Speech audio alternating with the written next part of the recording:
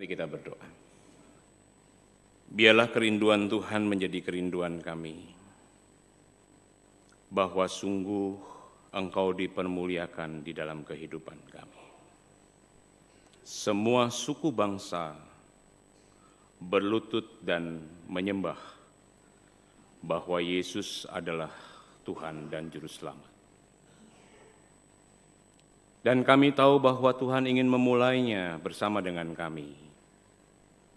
Oleh karena itu mari Tuhan terangi hati pikiran kami, supaya di tengah hiruk-pikuk kehidupan kami tetap terfokus kepada apa yang menjadi selera Tuhan bagi kami, untuk kami kerjakan terus-menerus di dalam dunia yang sementara ini. Supaya hidup yang sudah Engkau selamatkan bukan menjadi hidup yang sia-sia, tetapi sungguh menjadi hidup yang mendatangkan kemuliaan, hormat, dan pujian bagi Allah. Mari hari ini berbicaralah kembali kepada kami. Roh Kudus bekerja di tengah-tengah kami untuk membukakan hati pikiran kami, supaya kami tidak keras hati untuk melihat amanat-Mu yang agung, menjadi bagian terbaik dan terindah dalam hidup kami. Berkatilah hamba-Mu dalam segala keterbatasan kelemahan, supaya nyatalah bahwa kuasa-Mu yang bekerja sempurna di dalam hidupnya. Terpuji dan terpujilah Engkau ya Tuhan. Di dalam nama Tuhan Yesus Kristus kami berdoa dan bersyukur. Amin. Shalom, selamat pagi Bapak Ibu Saudara sekalian. Satu doa saya pada Tuhan, ingin menginjakan kaki di Sulawesi begitu ya. Jadi 5 pulau besar sekarang sudah tergenapi kira-kira begitu ya. Bersyukur hari ini Tuhan memberikan kesempatan untuk saya boleh menyampaikan firman Tuhan. Perkenalkan, saya Pendeta Yapmin Lu, saya melayani di GKA Agape Surabaya kurang lebih hampir 12 tahun ini, dan bersyukur hari ini boleh dipercaya untuk menyampaikan firman Tuhan. Ya. Salam hangat dari majelis jemaat dan juga hamba Tuhan dari GKA Agape kepada hamba Tuhan, majelis dan jemaat Gemim Kristus Manado. Ya. Tuhan memberkati pertemuan ini dan Tuhan juga yang menolong kita untuk terus belajar firman Tuhan. Saya juga melihat ada Bapak dosen saya, Bapak Irwan Pranoto. Sedang liburan ya Pak ya? Ya. Saudara-saudara, mari kita mendasari firman Tuhan hari ini dengan satu tema, amanat agung atau pengabaian yang agung. Dari Matius 28 ayat 18 sampai dengan ayat yang ke-20. Matius 28 ayat 18 sampai 20. Jikalau sudah mendapatkan, mari kita akan memperhatikannya dan saya akan membacakannya bagi Bapak Ibu Saudara sekalian. Demikian sabda Tuhan, Yesus mendekati mereka dan berkata, kepadaku telah diberikan segala kuasa di sorga dan di bumi. Karena itu pergilah, jadikanlah semua bangsa muridku dan baptislah mereka dalam nama Bapa dan Anak dan Roh Kudus. Dan ajarlah mereka melakukan segala sesuatu yang telah kuperintahkan kepadamu. Dan ketahuilah, aku menyertai kamu senantiasa sampai kepada akhir zaman.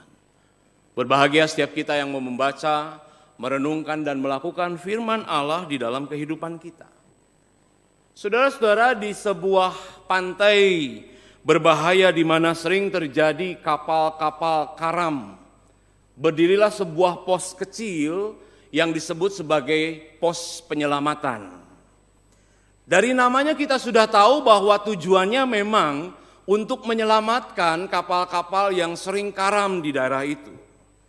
Saudara, bangunan ini bangunan yang sangat sederhana, kecil, tidak banyak ornamen dan peralatannya pun sangat sederhana. Hanya punya satu perahu untuk menyelamatkan orang-orang yang kapalnya karam. Tetapi meskipun demikian, anggota-anggota dari perkumpulan ini adalah anggota yang sangat komitmen sekali terhadap pelayanan mereka untuk menyelamatkan banyak orang. Mereka berkomitmen baik siang, baik malam, mereka selalu berjaga-jaga. Jikalau ada kapal yang karam dan kemudian perlu diselamatkan, maka mereka siap 24 jam untuk melakukan pencarian dan penyelamatan kepada orang-orang yang sedang membutuhkan. Dan seperti zaman sekarang, saudara, kalau sudah sesuatu itu begitu heboh, maka kemudian menjadi viral, ya. Pos ini menjadi viral, banyak dibicarakan oleh banyak orang.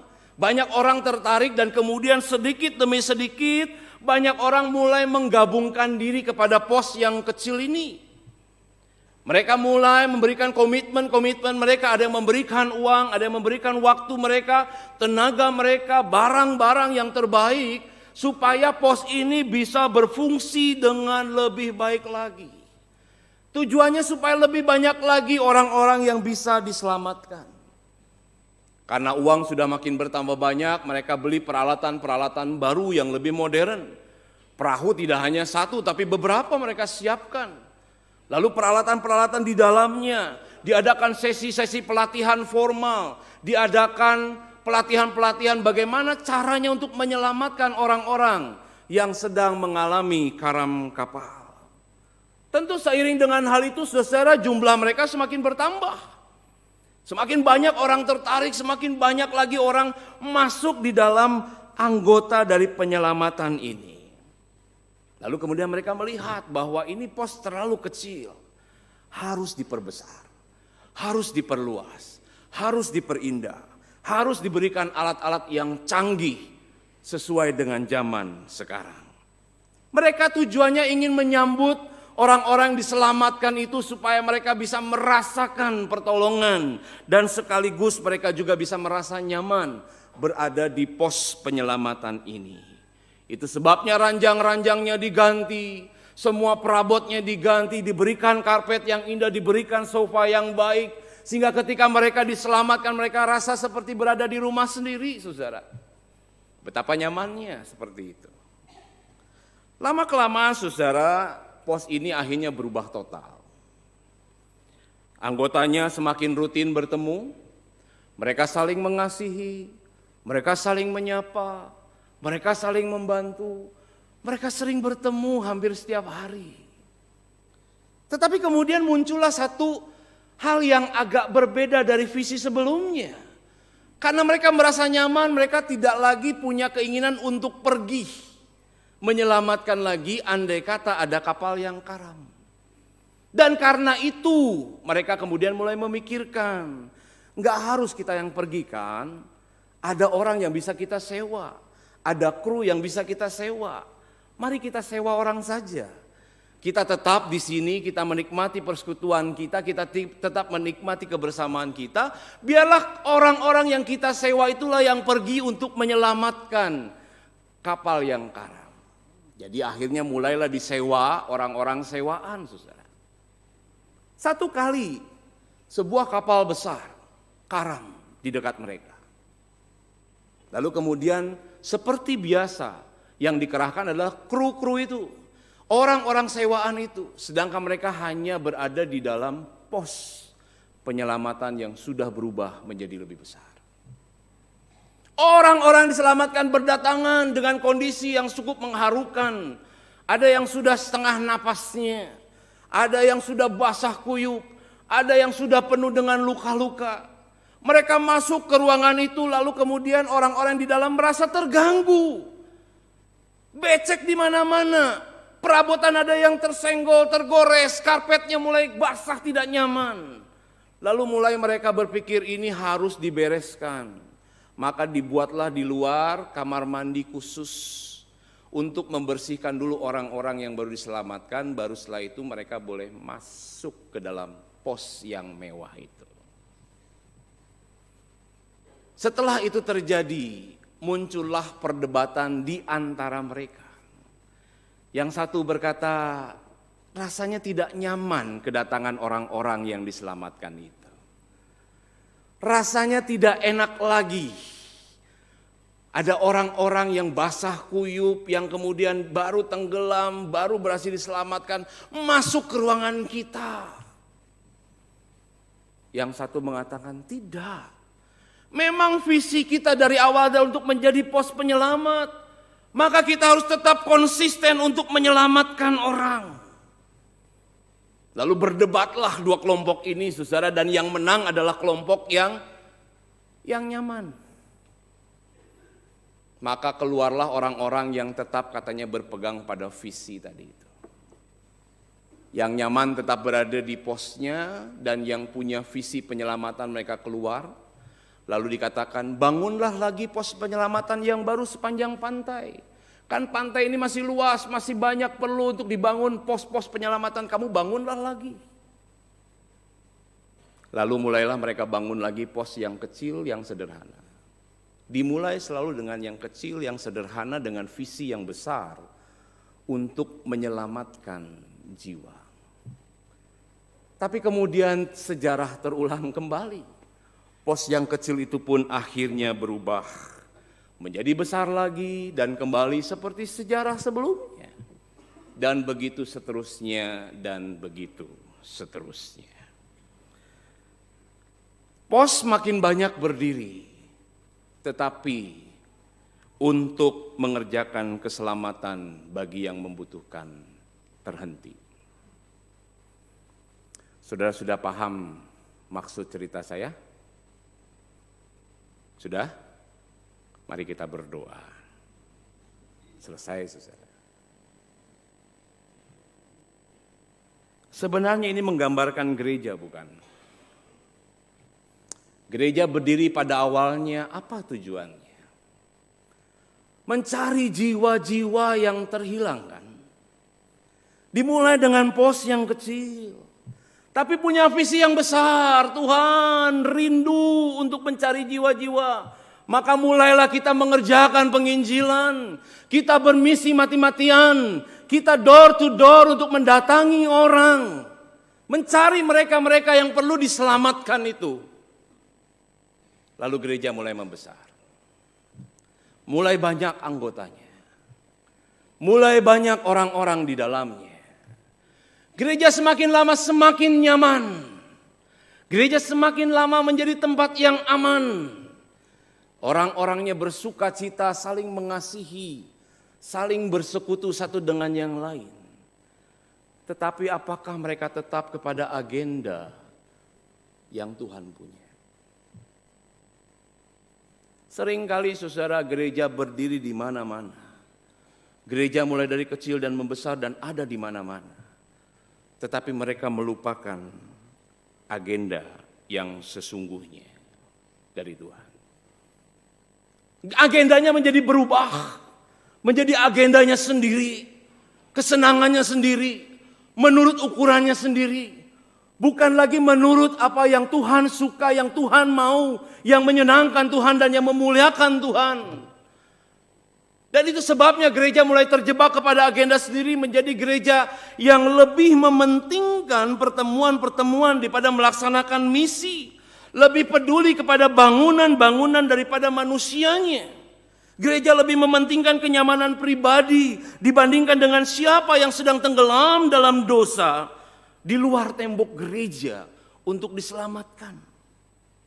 Gereja mulai memandang warna kulit.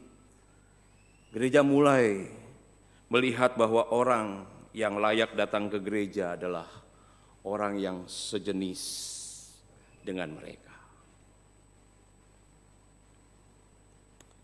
Dengan cara demikian, saudara, gereja sebenarnya telah mengubah yang namanya amanat agung menjadi sebuah pengabaian agung.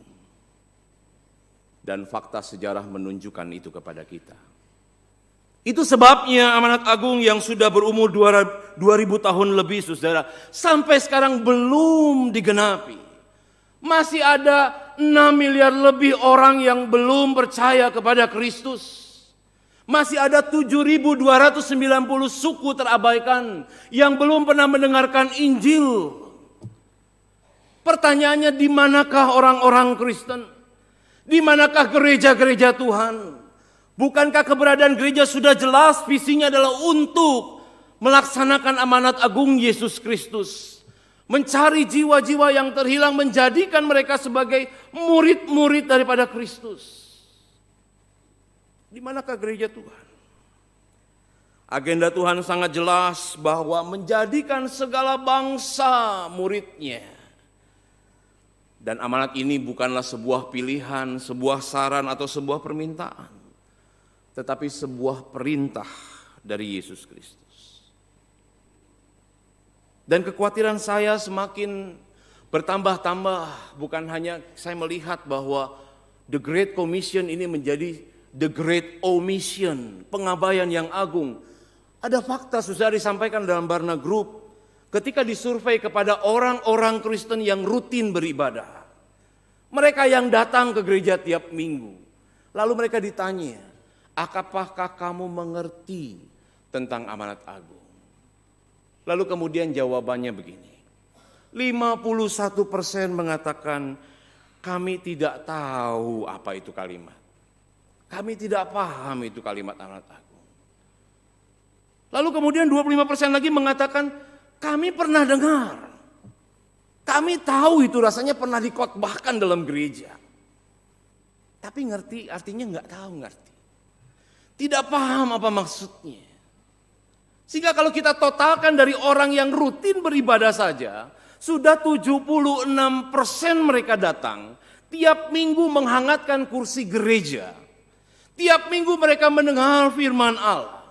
Tapi mereka tidak mengerti bisnis utama gereja, yaitu untuk memuridkan, untuk melaksanakan amanat agung Kristus. Dan hanya 17% dikatakan dalam survei Barna, bahwa mereka mengerti dan memahami dengan benar arti daripada amanat agung.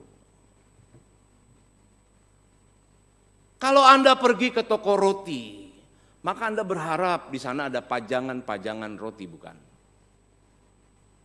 Seharusnya ketika kita pergi ke gereja, yang Yesus harapkan dilihat adalah bagaimana proses pada murid ini terus belajar dimuridkan dan memuridkan orang lainnya lagi. Itu terjadi di dalam dan di luar gereja. Tetapi sayangnya ada begitu banyak gereja menggeser bisnis utamanya. Bukan lagi amanat agung, tetapi dengan pergeseran-pergeseran lain yang diagendakan oleh gereja itu sendiri. Pertanyaan yang muncul, kenapa kemudian gereja mengabaikan amanat agung? Kok berani-beraninya kita mengganti bisnis utama yang Tuhan percayakan kepada kita? Ada dua kemungkinan, saudara. Yang pertama adalah gereja sedang tidak taat kepada Tuhan dan memasang strategi bertahan atau survival mode. Gereja di tengah-tengah segala tekanan-tekanan yang muncul dari dunia ini merasa begitu sulitnya berada dalam dunia. Kebudayaan yang begitu menekan gereja, menyebabkan gereja akhirnya berlomba-lomba, bukan menjadi berbeda dengan dunia tetapi menjadi sama dengan dunia ini. Sehingga akhirnya saudara, mulailah gereja mengalami pergeseran. Di tengah-tengah tekanan sekarang ini, pengaruh gereja terhadap dunia sangat-sangat berkurang. Kita memasuki era yang disebut dengan era post-Kristendom. Masa daripada kejayaan kekristenan itu sudah luntur. Saudara melihat fakta di luaran sana, ada begitu banyak gereja yang sudah berubah fungsinya. Ada begitu banyak terjadi perpindahan-perpindahan keyakinan dari Kristen menjadi agama yang lain. Dan itulah yang ditonjolkan, saudara. Sehingga akhirnya gereja berpikir, wah ini saatnya kita bertahan supaya tidak terus diserang. Maka kemudian gereja hanya melakukan inward fokus ke dalam saja. Bagaimana cukup untuk memelihara domba-domba yang sudah ada dalam kandang. Tidak lagi berani untuk ekspansi keluar, mengadakan sebuah penginjilan misi untuk penjangkauan lagi.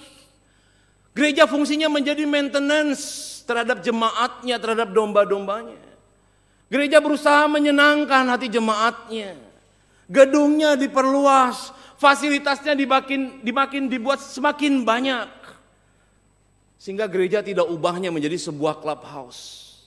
Di mana para anggotanya merasakan kalau saya merasa untung, saya merasa nikmat di sini, saya akan bertahan di sini. Tetapi kalau saya tidak mendapatkan untung di sini, saya tidak mendapatkan sesuatu yang lebih baik daripada gereja lain, saya punya pilihan untuk keluar. Itu sebabnya gereja terus melakukan kosmetik dalam gereja. Mengubah dan mengubah. Tetapi tidak mengubah isi hatinya. Tidak mengubah yang esensi. Bahwa gereja ada bukan untuk bertahan. Allah memberikan dasar yang jelas bahwa di atas batu karang ini, kerajaan maut pun tidak bisa menguasainya. Lalu kenapa gereja harus bertahan? Gereja seharusnya menyerang. Gereja seharusnya invasi terus menerus. Melakukan penginjilan misi. Untuk menjangkau jiwa-jiwa yang perlu diselamatkan itu. Tapi jangankan kita bicara soal misi, soal penjangkauan, bukan. Ketika Yesus berkata sampai ke ujung bumi, jangan-jangan sampai ujung Samrat saja kita sudah balik, saudara. Kalau Yesus mengatakan bahwa engkau dan saya harus menginjili, mencari jiwa-jiwa yang terhilang. Betulkah seumur hidup sudah menjadi orang Kristen? Ada orang-orang yang terasa diberkati oleh kehadiran saudara. Karena saudara yang dipakai Allah untuk menyampaikan Injil kerajaan itu. Jangan-jangan seumur hidup kita hanya datang menghangatkan kursi gereja.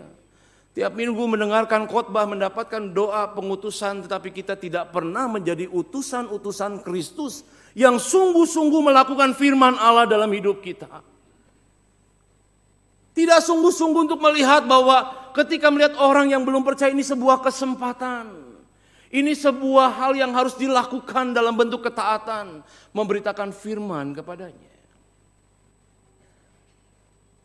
Kondisi Anda di kota Manado sangat positif sekali. Banyak orang Kristen. Beda dengan kami yang di Jawa. Keluar sedikit sudah bertemu dengan beragam macam orang. Salah satu suku di Surabaya yang cukup ditakuti suku M, saudara, begitu ya. Itu nggak berani kita macam-macam tuh sama mereka. Mereka menguasai lahan parkir di Surabaya semua.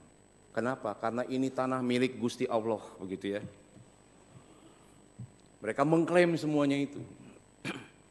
Tapi apakah dengan tantangan sedemikian rupa lalu kemudian kita berhenti? Tidak. Karena mereka adalah jiwa-jiwa yang perlu mendengarkan Injil. Kalau kita mau belajar tengok dengan lebih dalam, lebih seksama, maka kita pun akan melihat bahwa ada anggota keluarga kita, teman kita, saudara kita yang belum mengenal Tuhan, dan tugas itu Allah percayakan kepada saudara dan saya. Jangan berpikir bahwa sebagai orang Kristen maka tugas tanggung jawab saudara ada setiap minggu hadir di gereja. Setiap minggu sudah hadir dalam persekutuan doa. Sudah mengikuti kelas ini, kelas itu dan sebagainya. Hanya membaca Alkitab tiap hari, berdoa tiap hari, saat teduh tiap hari. Dan saudara merasa inilah kekristenan yang sesungguhnya. Bukan. Bukan kekristenan semacam itu yang Yesus inginkan. Kembali kepada bisnisnya, Allah menginginkan bahwa engkau mengerjakan amanat agung. Bagi kemuliaannya, jadikan segala bangsa sebagai murid Yesus. Yang kedua, saudara, kadang-kadang menjadi penghalang bagi kita adalah departemen misi, saudara. Atau komisi misi. Yang kadang-kadang dianggap sebagai orang yang bertanggung jawab dan bertugas untuk mengerjakan amanat agung.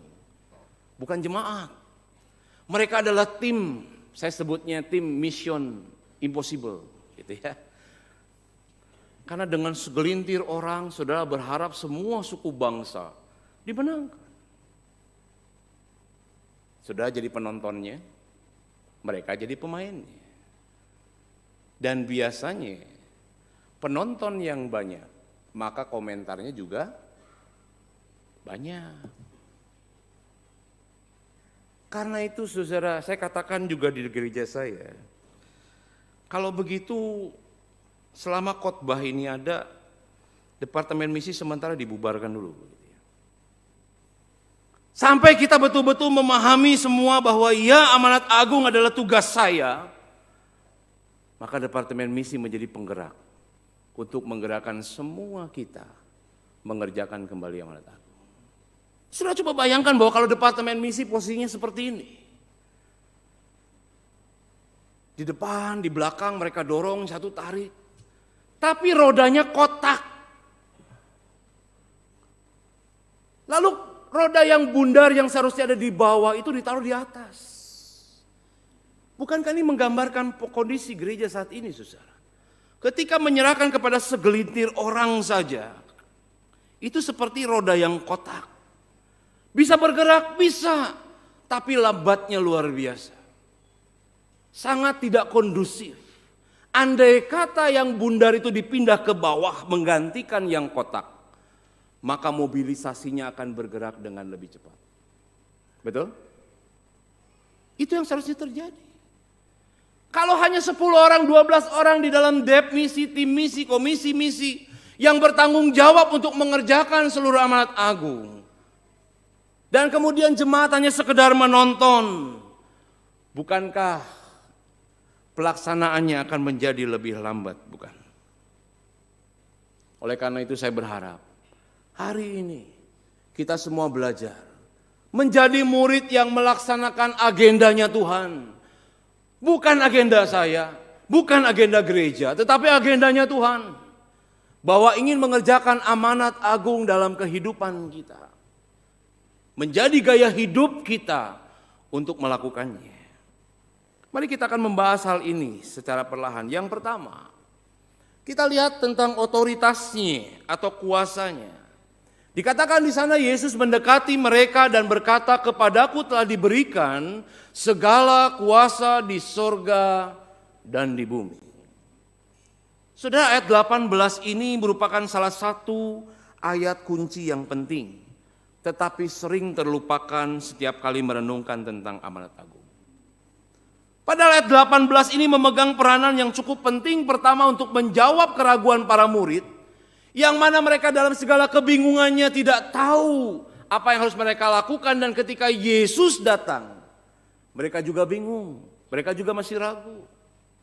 Tetapi yang kedua, kemudian kita melihat bahwa ayat 18 ini untuk menguatkan mereka, supaya mereka yang percaya kepadanya mengerjakan amanat yang Tuhan percayakan. Jadi sebenarnya ayat ini menjelaskan bahwa Allah yang mengutus mereka bukanlah Allah yang sama dengan Allah yang lain, tetapi Allah yang memiliki kuasa di sorga, punya otoritas di sorga dan di bumi. Maka seharusnya sebagai orang-orang diutus, mereka terdorong untuk memberikan respon yang seharusnya kepada Tuhan, yaitu belajar untuk menyembah dan mentaati Dia dengan sungguh. Dan selain itu sebenarnya kita bisa melihat juga bahwa ketika Yesus menunjukkan Dia memiliki otoritas di surga dan di bumi, ini merupakan sebuah penggenapan dari Daniel pasal 7. Di mana di sana dikatakan tentang penggenapan nubuatan seorang anak manusia akan diberikan segala kuasa dan otoritas oleh yang lanjut usia, dan maka segala bangsa dan bahasa akan menyembah sang anak manusia itu.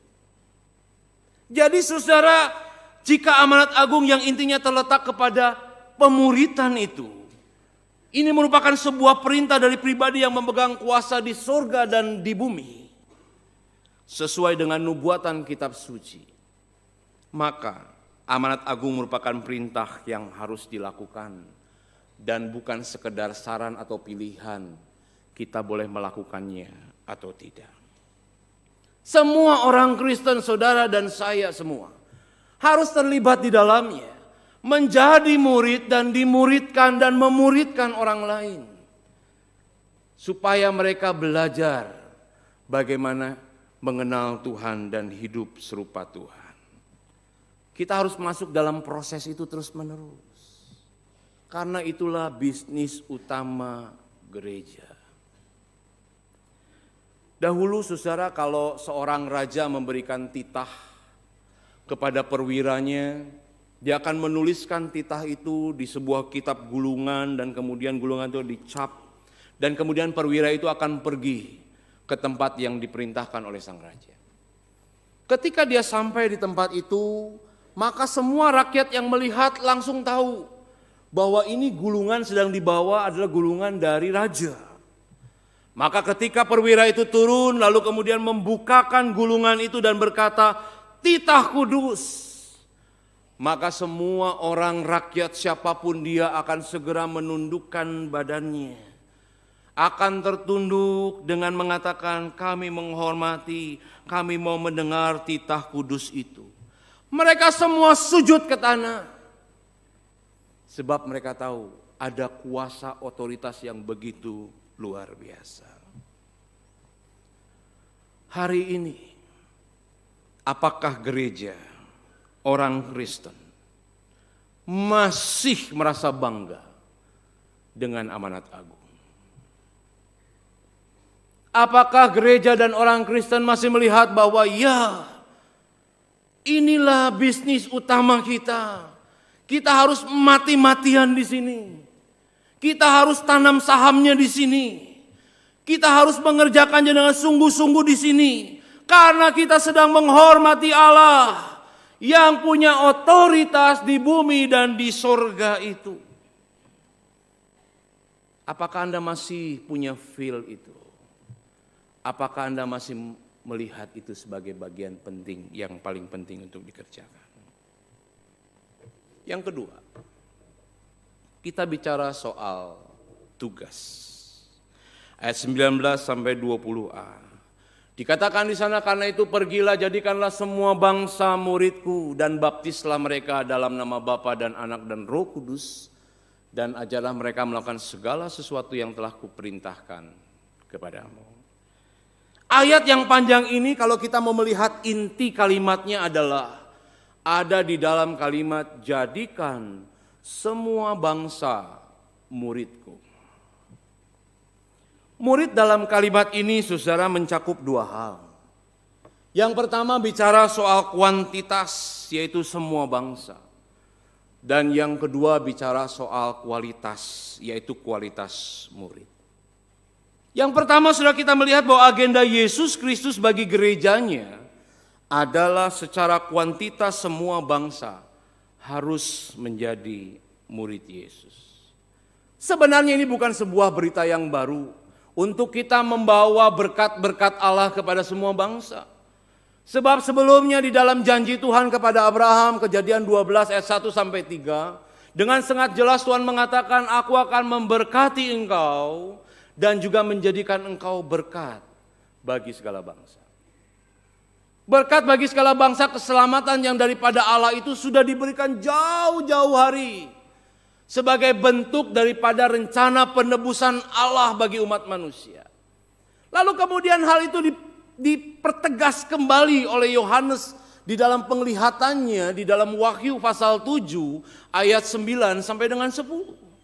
Ketika dikatakan dalam Wahyu pasal 7 ayat 9 10, di mana segala bangsa, suku, bahasa, kaum akan berdiri di depan takhta Anak Domba Allah dan memuji Allah.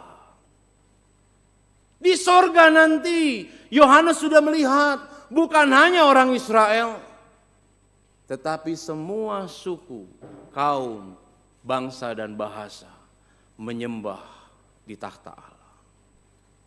Apa yang seharusnya menjadi dilihat oleh Yohanes juga harus menjadi kerinduan kita. Dan kalau itu menjadi kerinduan kita, maka inilah yang harus kita usahakan. Bahwa segenap kaum, suku, bangsa dan bahasa, kita injili mereka, kita muridkan mereka. Supaya mereka juga nanti berjumpa dengan kita di dalam surga. Dan kemudian menyembah Allah yang sama.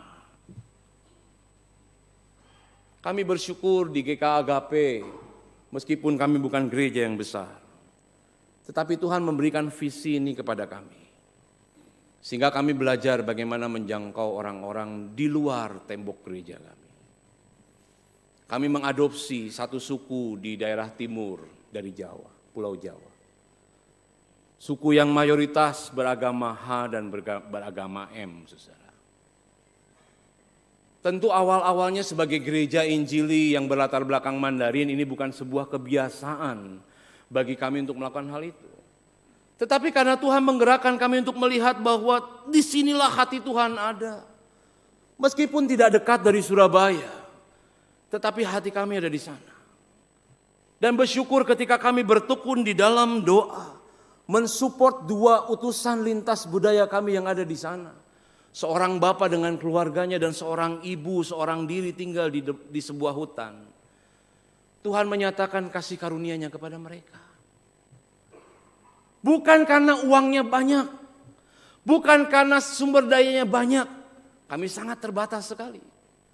Tetapi hati kami lebih besar diberikan kepada Allah.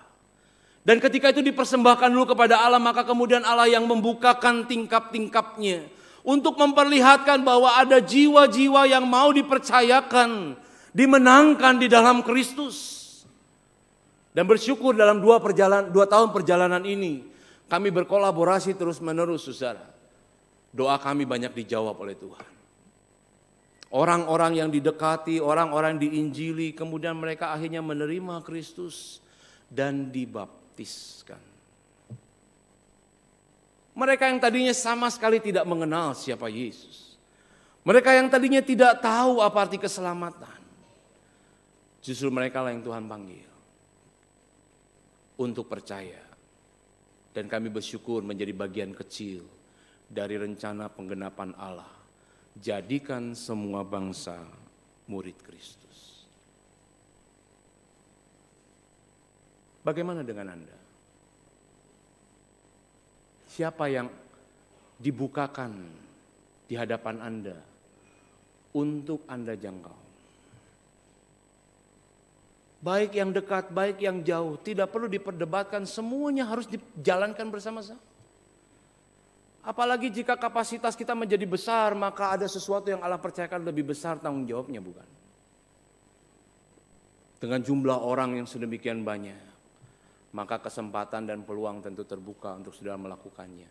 Asal semua menangkap hati keinginan Allah bahwa semua bangsa murid Kristus.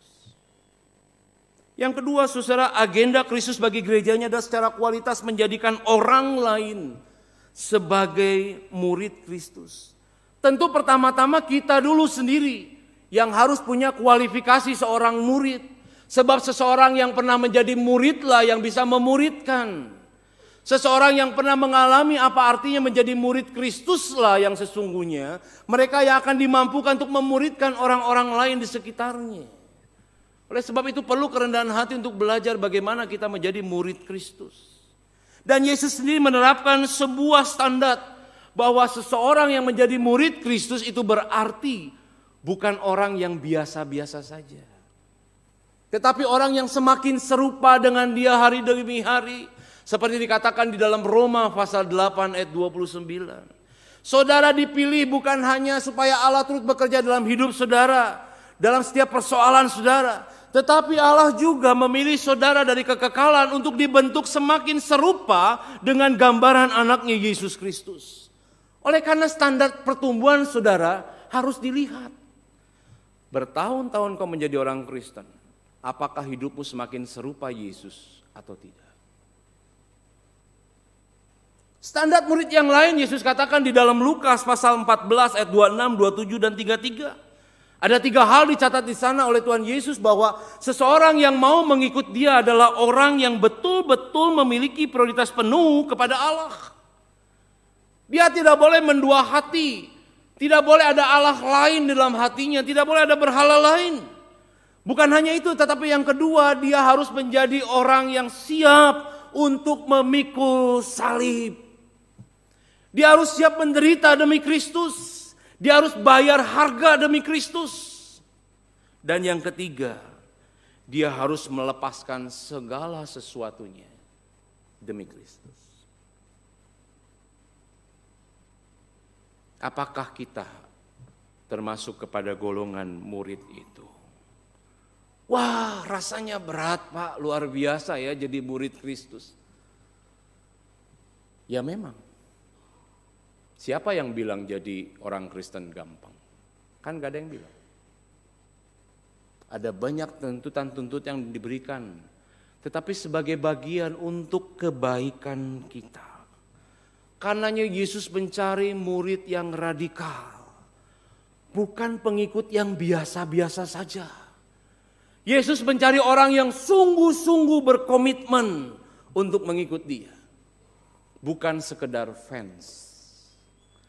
Kyle Idleman di dalam bukunya Saudara Not a Fan, dia katakan di dalam Injil Yesus tidak pernah terlalu tertarik kepada fans, yaitu orang-orang yang berada cukup dekat dengan Dia sehingga mereka bisa mendapatkan manfaat, tetapi tidak terlalu dekat sehingga mereka harus mengorbankan sesuatu. Yesus mencari orang yang mengikutnya dengan komitmen yang penuh. Kalau Dia datang hari ini, apakah Dia akan menemukan kau sebagai salah satunya? Orang yang berkomitmen penuh kepada Dia. Jadi saudara, mari kita kristalkan bahwa amanat agung mengharuskan gereja menghasilkan murid, baik secara kualitas dan juga kuantitas. Itulah isi daripada amanat agung. Itu sebabnya saudara, tugas gereja bukan untuk menghasilkan banyak bangunan, bukan untuk menghasilkan banyak uang, bukan untuk menghasilkan banyak program, bukan untuk menghasilkan banyak event, banyak acara, bukan.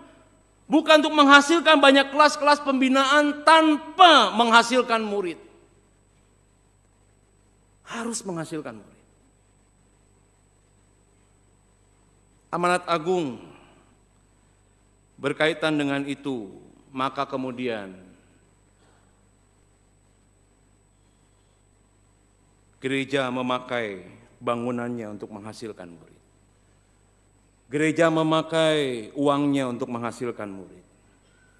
Gereja memakai program-programnya untuk menghasilkan murid. Gereja memakai event-event acaranya untuk menghasilkan murid. Gereja memakai pembinaan-pembinaannya untuk menghasilkan murid. Fokusnya menghasilkan murid dengan segala fasilitas yang ada. Gereja harus mulai memeriksakan dirinya. Sesehat apakah gereja itu?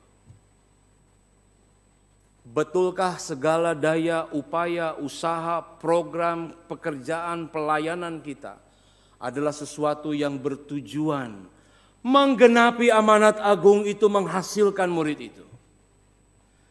Apakah ibadah kita dengan segala musiknya, dengan segala tata caranya, ada satu cara untuk menghasilkan murid-murid Kristus? Kita perlu mengevaluasi di dalamnya. Kenapa demikian?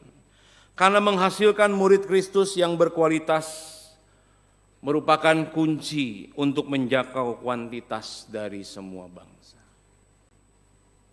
Kenapa seringkali gereja merasa stagnan, tidak ada orang datang baru, tidak ada lagi penginjilan, orang-orang yang bertobat karena penginjilan.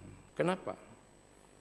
Karena tidak ada murid-murid yang berkualitas yang dipersiapkan untuk menjangkau kuantitas. Kalau saudara pergi ke sebuah bandara, lalu saudara lihat bandara itu kosong, tidak ada pesawat datang, tidak ada pesawat pergi, hanya saudara seorang diri. Pasti saudara merasa aneh, bukan? Kok sepi ya? Jangan-jangan salah bandara. Saudara akan merasa aneh kalau tidak ada yang datang dan tidak ada yang pergi. Kalau gereja kita tidak ada lagi yang datang, orang-orang yang diinjili percaya kepada Kristus, dan tidak ada orang-orang yang diutus keluar untuk menghasilkan murid-murid Kristus, apakah saudara merasa aneh?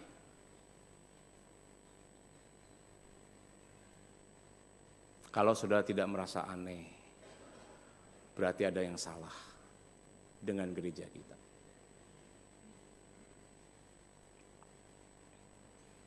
Ingatlah bahwa pertumbuhan gereja yang sehat bukan diukur dari berapa banyak orang yang duduk di dalam gerejanya, tapi berapa banyak orang-orang yang diutus keluar untuk menjadi utusan-utusan Kristus yang menjangkau jiwa-jiwa. Yang ketiga, kita bicara soal janjinya.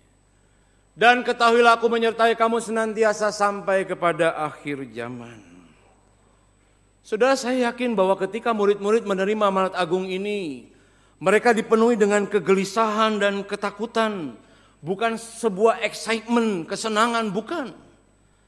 Karena mungkin mereka memandang kepada diri hanya 11 orang. Bagaimana kemudian 11 orang ini bisa mengerjakan penjangkauan kepada semua suku bangsa? Begitu besar tugas yang Tuhan berikan, rasanya tidak sanggup. Ditambah lagi mereka sedang diancam dengan tuduhan-tuduhan dari orang-orang di sekitar mereka, membuat mereka menjadi tidak lebih mudah.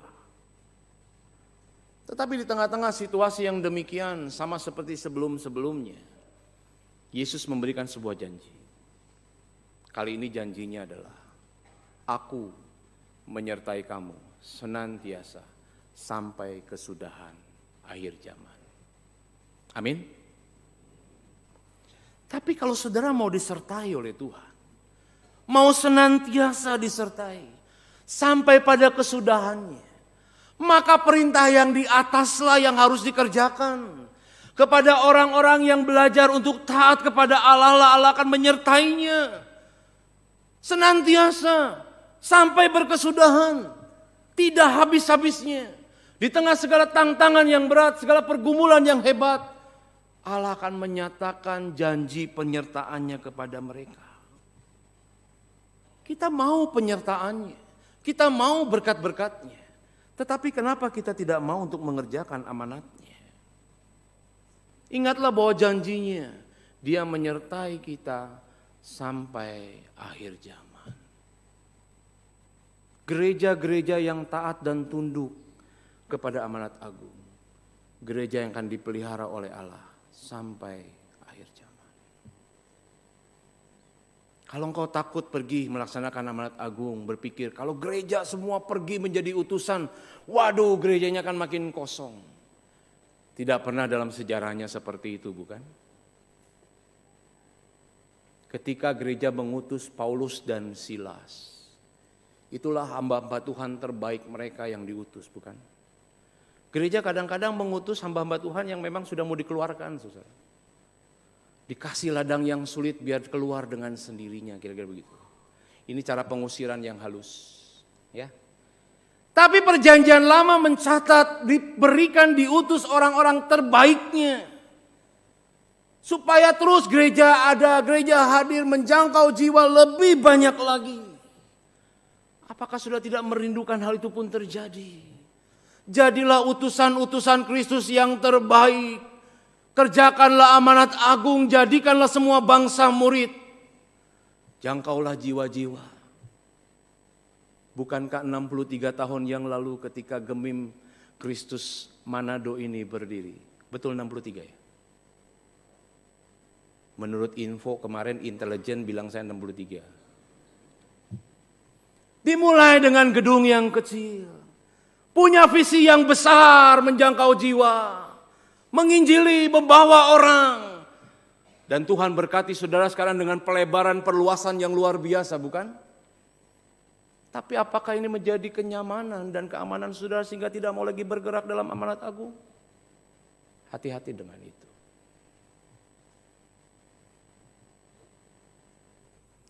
Saudara kenal orang ini? Ini kakek buyut saya. Ini Hudson Taylor, saudara. Betapa cintanya kepada warga Tiongkok sehingga dia mengubah dirinya, belajar bahasanya, sampai rambutnya dikepang, gitu ya. Kayak pesilat-pesilat di film-film zaman dulu itu. Satu kali dia didatangi seorang pria Skotlandia. Pria Skotlandia itu mendaftarkan diri menjadi seorang misionaris ke Tiongkok. Dan dia harus diwawancara oleh Hudson Taylor. Cuman orang ini kakinya tinggal satu. Dia disabilitas. Melihat kondisi ini, Hudson Taylor bertanya kepada dia, kamu mau jadi apa ke Tiongkok dengan kaki satu? Kenapa kamu pengen jadi misionari padahal kakimu tinggal satu? Lalu kemudian pria Skotlandia ini menjawab, ya, saya ingin jadi misionari walaupun kaki saya cuma satu. Sebab yang kakinya dua tidak mau pergi menjadi misionari. Saya membaca ini tertegur sekali. Kita dikasih berkat oleh Tuhan lebih lengkap daripada orang itu, bukan? Kita tidak diminta Tuhan semua pergi ke Cungkuok, ke Tiongkok. Tidak perlu berubah menjadi seperti ini, bukan? Tetapi kita diminta untuk mengerjakan amanat agung. Bukalah mata kita lebar-lebar. Jangan berpuas diri dengan zona nyaman kita. Lihatlah bahwa Tuhan menghargai satu nilai jiwa manusia. Dan seperti itulah kita harus menghargainya. Sehingga gereja harus mulai memikirkan kembali, bisnis utamanya apakah kita masih jalan di dalamnya? Jangan-jangan kita sudah buka cabang tetapi cabang yang berbeda dari bisnisnya Tuhan. Jangan-jangan agenda yang kita kerjakan cuma agenda manusia yang tidak ada faedahnya. Yang tidak sedang membawa kemuliaan bagi Dia.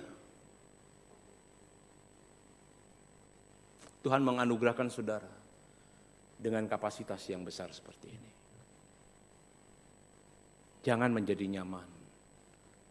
Mintalah Tuhan menggelisahkan hatimu untuk terus mengerjakan amanatnya. Supaya kita menjadi murid yang mengerjakan agenda Tuhan. Mari kita berdoa.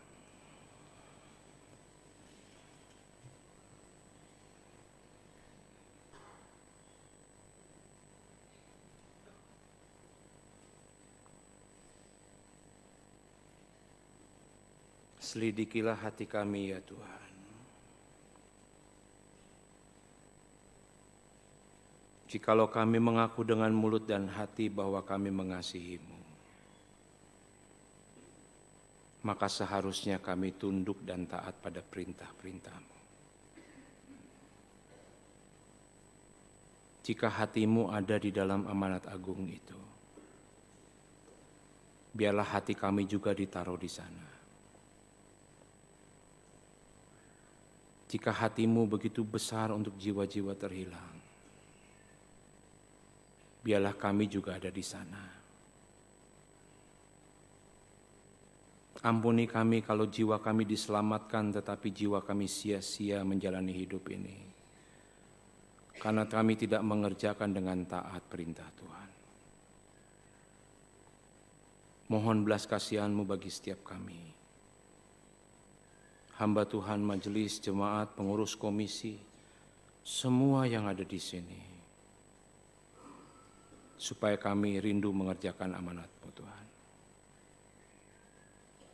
Dalam nama Tuhan Yesus kami berdoa dan memohon. Amin.